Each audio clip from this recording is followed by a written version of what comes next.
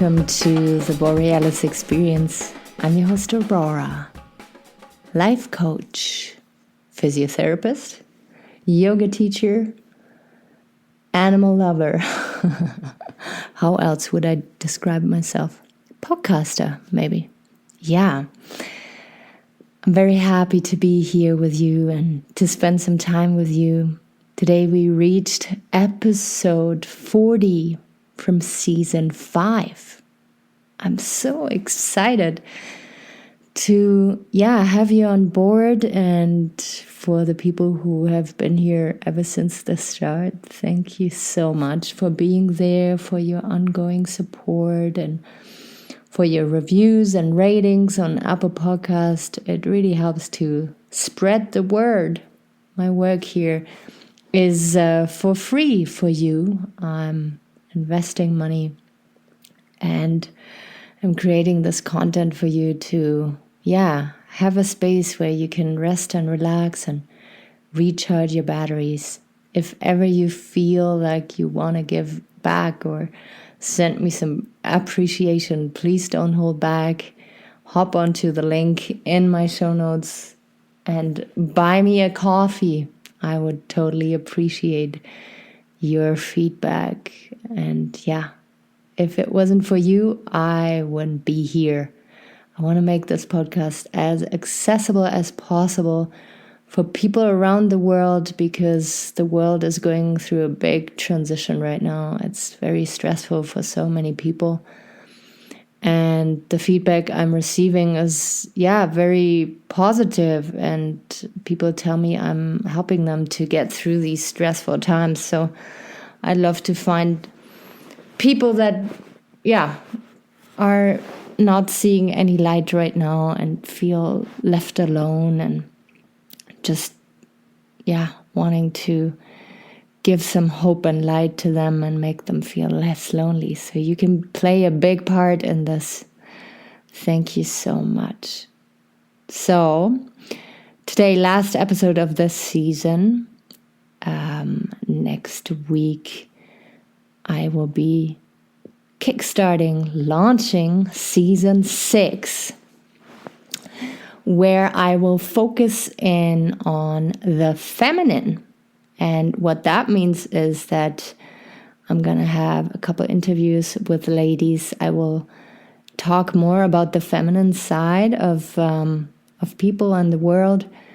And it is really important for you to understand that I'm supporting mental health for everybody. For now, I was focusing in on mental health for men.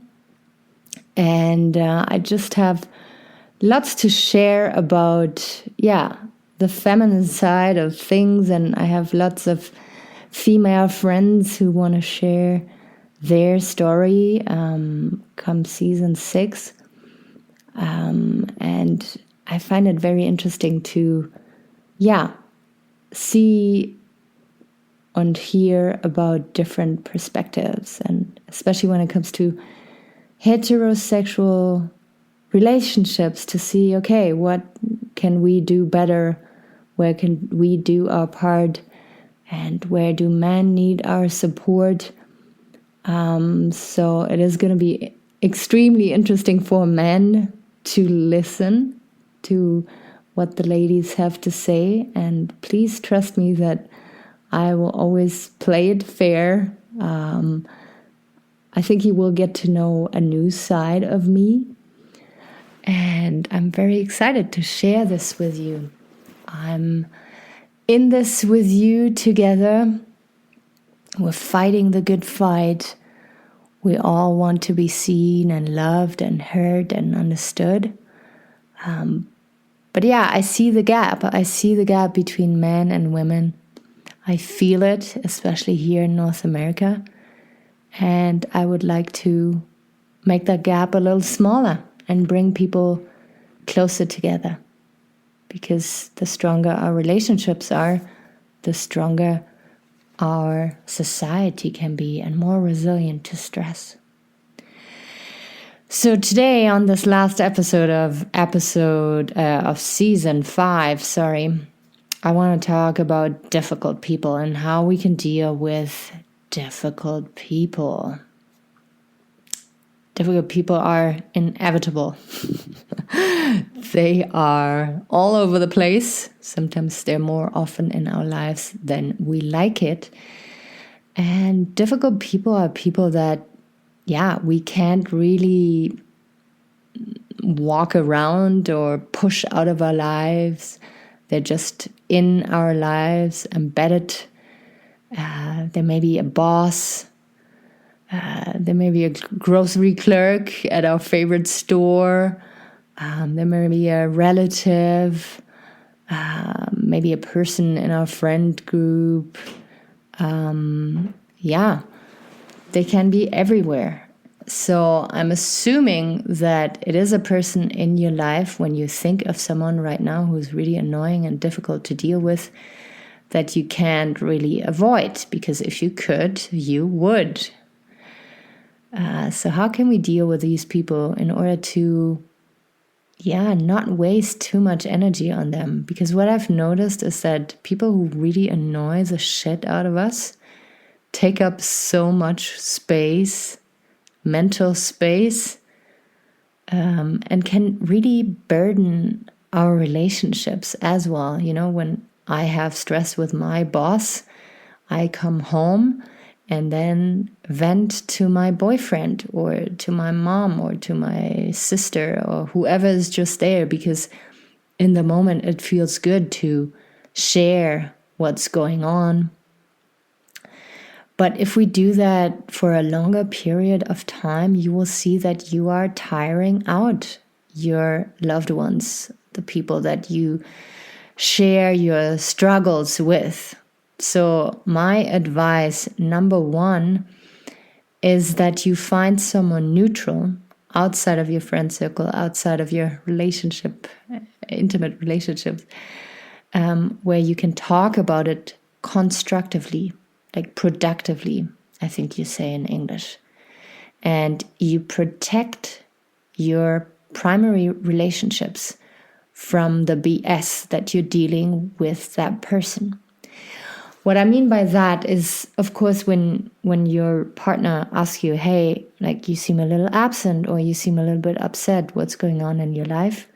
You share with them openly what's going on, but you will not go into details and you will not unload onto them.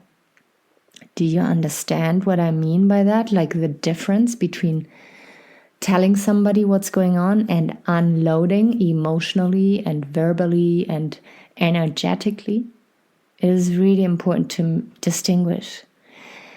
So you take a life coach, you take a counselor, you take a therapist, whoever you feel like having in your life, and there you can work on resolving those problems, and there you can totally unload, because those people are trained to set boundaries with you, but at the same time giving you space where you can feel good afterwards.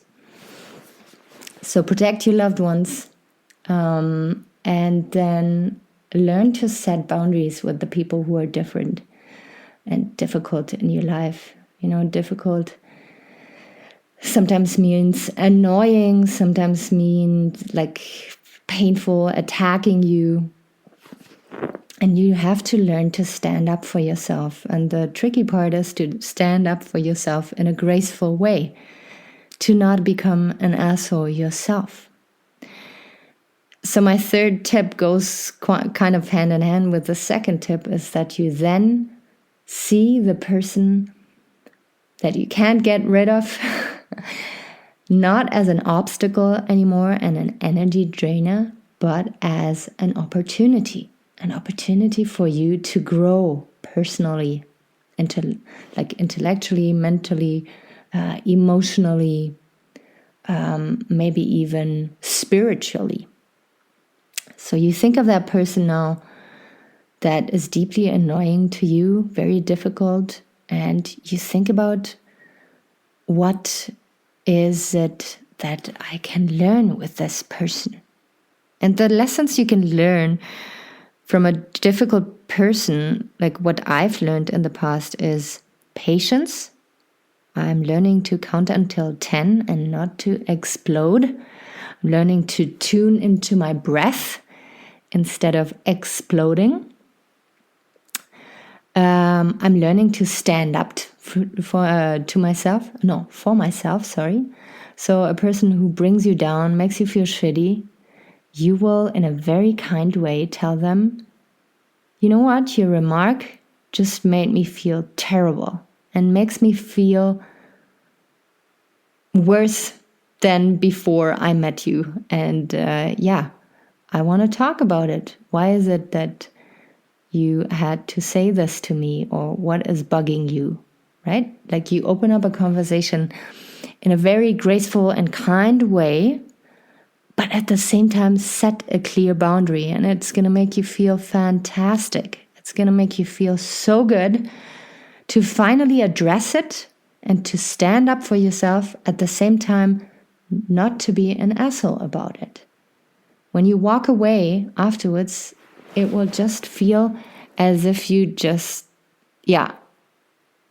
got something really important done, and you did. You set a limit, you drew a line, and it is going to affect all of your relationships. It's going to affect the relationship with the difficult person, because they now know, oh shit, I was called out, and I can't really, fight back or react to it because it was said in a very nice way. And it will cut you off from that negative energy draw. And excuse me here to get a little bit esoteric, but people who are difficult in your life are going to suck life energy out of you, literally. And you're going to want to vent to the people you love. You're going to want to ruminate about those situations and not be present with the people that you love. And that's just not fair. And in starting to stand up for yourself, my God, my English today, you will have more energy, more presence, more love, more life energy for the people that you care about, or for when you then spend quality time with yourself. Imagine yourself having a weird encounter with a difficult person and then going for a walk or trying to meditate or having a massage. It's going to be so difficult for your monkey mind to switch off, because your monkey mind is going to want to fight back and, I should have said this, or, next time I'm going to say that. No, you're not going to be in the moment because you didn't draw a line. So difficult people will always be part of your life. Just take it as a given, as a constant. They will come in, they will come out. They can teach you valuable lessons about yourself, about your relationships, about how much you want to protect your primary relationships. And again, it's not about sucking it up and suppressing it. It is about choosing neutral people to talk about your issues with that person, and then to resolving it, and not to stay in that uncomfortable situation for longer than is needed, right? If you start venting and spreading the poison that you sucked up from a person that is bad for you, you're going to stay longer in a situation than if you were to keep it to yourself and it getting worse and worse, and then forcing you to take steps to change. Okay? So all this to say, dealing with difficult people, you will not be able to change other people. You can change only yourself and how you react. And I always recommend you responding instead of reacting, and breathing and thinking, how can I set a gentle boundary here? How can I express how this person is making me feel right now? And then walking away or engaging in a conversation that is resolving. Conflict resolution is what we want, right? Okay, this is what I had to say about difficult people. We will not change them. We will not be able to cut them out of our lives. but we can learn to stand up for ourselves, to communicate clearly, and to protect our primary relationships. I'm sending my love out to you. I wish I could squeeze you and thank you for being here. I love doing this podcast for you. And yeah, I hope you take really good care of yourself. Please never hesitate to message me with episode requests or just share with me where you're from. Where is your home base? Because I'm always curious to find out where people are listening to my podcast. All right, drink lots of water. Be kind to yourself. You got this. I will be out there very soon again for you.